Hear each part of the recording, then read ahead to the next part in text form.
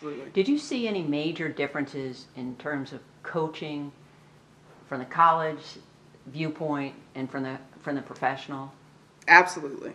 What- Once you throw money into the picture, things drastically change. And From a player's point of view? yes, As a player or from a coach's standpoint? I think the money changes the player, which then forces the coach to change. Okay.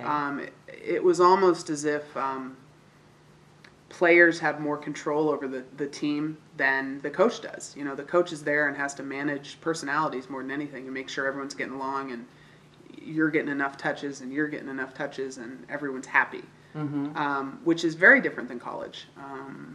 I don't know, and money is the only thing I can really attribute that to. You'd think with age you would, you know, become more mature in those areas, but maybe not. Or it could also possibly be all of a sudden your level of play, you're taking the top level from college and you're all trying to all integrate together and play as a team, which is fairly difficult. Yeah. Tell us a little bit about what the travel schedule is like, because I bet you a lot of people would like to know. That was brutal, especially sitting coach, you know, and being 6'3" or 6'4", or whatever I am these days. The knees just swell up on you. But a lot of travel crammed into that, what is it, a 3-month season, I think. And you played how many games? About 30, I 31 think, games? yeah. 30 plus games, 3 months, you know, two weeks of that I think was training camp. So it's a real short season, many games. You're on the road constantly, and you are, you know, traveling just on a commercial airliner coach class, and your body does not appreciate any of it. So how would you rate that experience being with the Mystics, you know, on a scale of 1 to 10? Well, if I gave Stanford a 10, I'd give the WNBA probably an 8 or a 9. The best basketball experience that I've ever had was definitely here.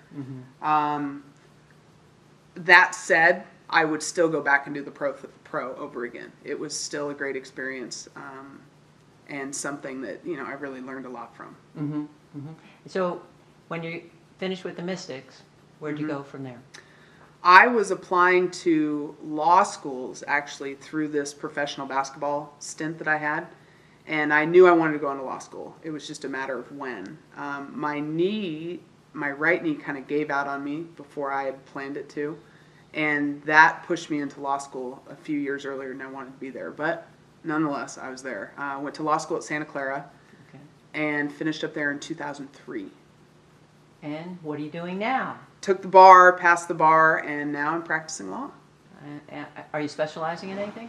Employment law. Yeah, I was with a law firm up until May when I resigned, and just the law firm structure just wasn't really my cup of tea, so I went out on my own, and I'm doing contract work right now where I'm an independent contractor with various firms and kind of setting my own schedule and working when I want to work and playing when I want to play, but it's going well. Actually trying to make a transition back into athletics right now.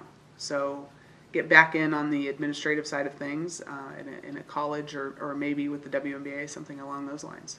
Well, you know, one of the things you mentioned in the media guide in 1998 is one of the things you like to do is go to sporting events. So yes. We've seen you at a lot of games.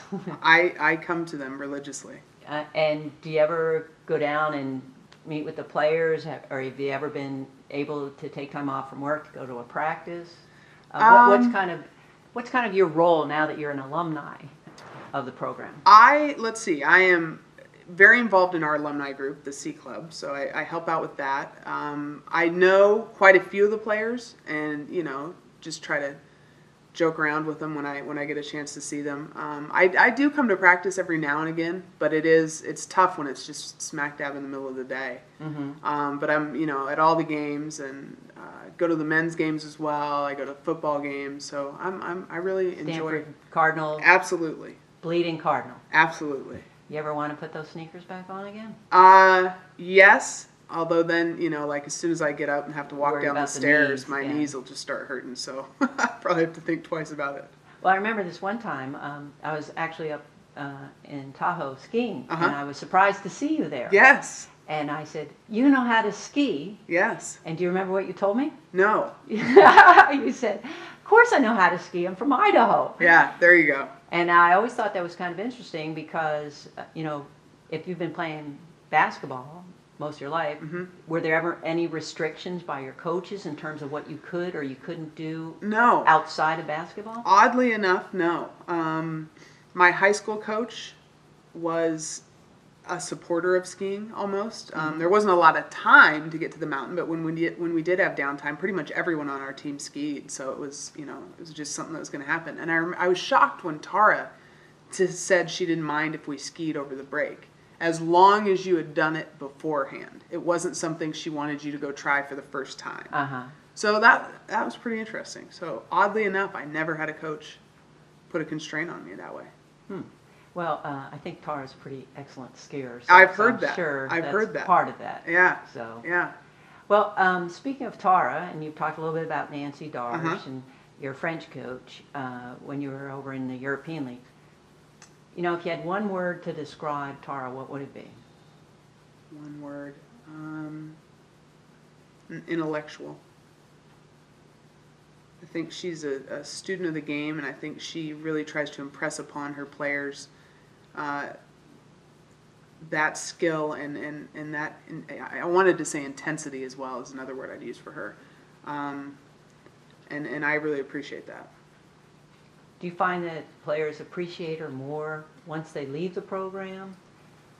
Because I know, one time there was celebrating 25 years of basketball, and Jennifer Azzi was one of the speakers, and she kind of said, I found myself quoting Tara, years later going, well, Tara said. Right. Do you have that same kind of experience or Yeah. that same kind of feeling?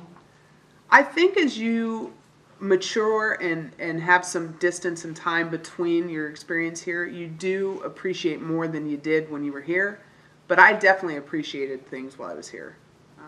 Do you feel that your relationship with Tara has changed as you've matured and as you've gone out into the working world? Yeah, absolutely. I still look to her as a mentor and someone I'd seek advice from, her and Amy Tucker as well. But yeah, I think it's changed. I think they can kind of look at me as an adult now, maybe on some days, and wow, she's actually a lawyer now. So yeah. And how does it feel to look on the bench and you see Kate Pay and crazy and Bobby Kelsey there? They're back. I know, it's crazy. They're still the two goofballs they were when we all played together. You ever envision yourself sitting there too? Sometimes, yeah. I've thought about it. Well, all right. Well, I want to thank you for coming. You're absolutely welcome. It was a lot of fun. Absolutely. Is there anything else you want to tell your fans out there? I don't think so. I think we've covered it. Okay. All right. All right. Thank you.